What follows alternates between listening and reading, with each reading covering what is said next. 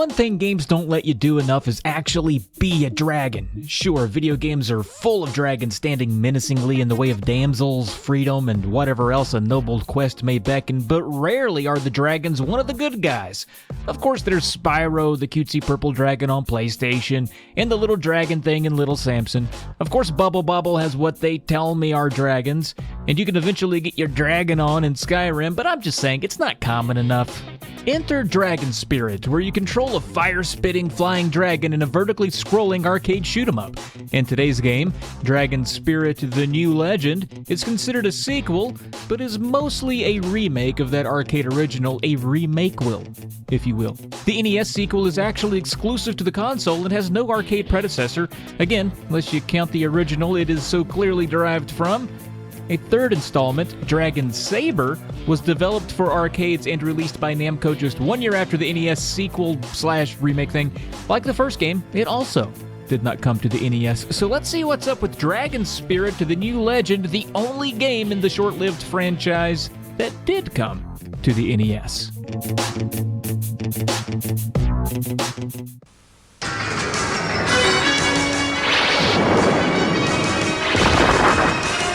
로맨싱シューティングゲームドラゴンスピリット新たなる伝説ナムコ。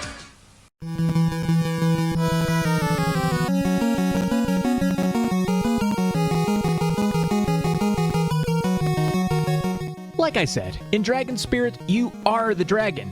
Starting as a simple, one-headed, two-winged beast capable of spitting fire up and down the screen makes for an inviting and familiar shoot-'em-up experience immediately out the gate. If you were judging by the cover, where that same dragon shares real estate with a knight holding a sword, you might not have known that you are mostly doing dragon stuff and next to no guy with sword stuff. Anyway, once going, you'll notice the set pieces are very dynamic, with fireballs crashing down from above, flying enemies terrorizing you constantly, and ground enemies rising up to lunge at you or hurl projectiles your way. There's a lot going on, and it gets its hooks in you quickly, especially if you keep reminding yourself that you're a freaking dragon right now. The game keeps score at the top, so if you want high scores, go for it, but that's likely going to be an afterthought for most players. And if you're a shoot-'em-up novice, I've got good news for you. The game has a life meter, so one hit doesn't kill your dragon, and what kind of dragon would it be if it did? It takes roughly 3 hits to deplete the meter under normal dragon circumstances. When playing as a golden dragon, it takes double the hits to kill you. More on golden dragons in a bit. You can take about 3 hits per life, you get 3 lives per continue, and you only get 2 continues. There are checkpoints along the way which are nice, because the levels are of decent length, so you're not forced to replay them if you mess around and get your dragon murdered. In addition to blowing enemies out of the sky, you can press A to fire on objects on the ground too, and destroying the flashing enemies will produce power-ups for greater speed, a spread shot, a flame enhancement that makes your flames longer, a dual dragon power-up that gives you 2 dragon sidekicks. There's also brief invincibility, a shield, and one that makes your dragon tidy and cute. Yes, like a little Spyro. You can also find an earthquake power-up that will cause the entire screen to shake for a long time and kill all the enemies on the ground. There's also power down sprinkled in too, so if you see a skull icon, dodge that or your dragon will decrease in power by a level. Levels are important too. There's no indicator of what level you're on other than how bad A your dragon appears. By exploding the pods on the ground, you'll receive blue or red items. Blue items give your dragon an additional fire-spitting head, maxed out at 3. Anytime you take damage afterward, your dragon loses a head, and a source of firepower in the process. As you collect red items, the dragon's attack increases up to 3 times, and at its maximum power level allows for continuous fire by holding down attack. Taking a hit means losing this ability as well. There are 9 total stages here. The first area is called the Paleozoic Era, with dinosaurs all over the place, and you'll kill most of these dinosaurs with your dragon, providing yet another theory alongside Comet and God forgot to feed them for why they no longer exist. There's a volcano level plus all the usual NES suspects like jungles, deserts, caves, ice, water, and a level that's just all black because Namco ran out of biomes, so they decided, hey, let's do one at night.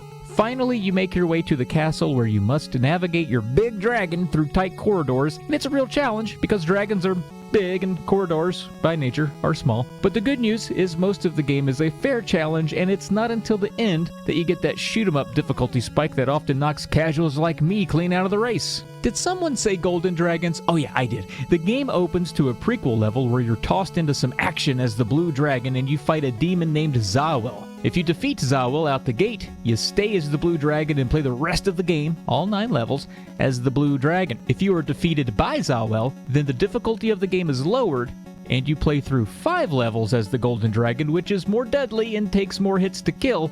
It's a neat way to assign difficulty, narrative flaws aside. Speaking of narrative, you'll be treated to plenty of cutscenes between levels that push the story forward, as if flying around on a dragon really needs anything more than that, and the manual happily provides some needless exposition to satisfy your narrative-needing thirst if you're one of those types. The Kingdom of Olympia has been real peaceful. Since the demon Zawel was last defeated by King Amru, King Amru got married and had twins with his wife Alicia. Those twins were named Lace and Iris. Meanwhile, far out in the east, the wicked Galda has been amassing an evil army and resurrected Zawel for good evil measure. Galda soon struck and kidnapped young Princess Iris to sacrifice her for the ceremony of the dark, whatever that is. King Amru, not digging any of this, was helpless on his deathbed and sent his son, Prince Lace, to go find a secret sword that would turn him into the Blue Dragon so he could rescue his sister. The rest is history, or at least can be if you play through the game. All in all, Dragon Spirit is pretty fun. A shoot-'em-up on the system that is refreshingly not hard as steel, and has no arcade original to match difficulty wits with. It is satisfying visually with neat little touches like the dragon's neck swaying depending on the direction you're moving. The music is great, and the levels graduate the challenge nicely. I'm only unsettled by these things that jut awkwardly out of the ground. Please make them stop.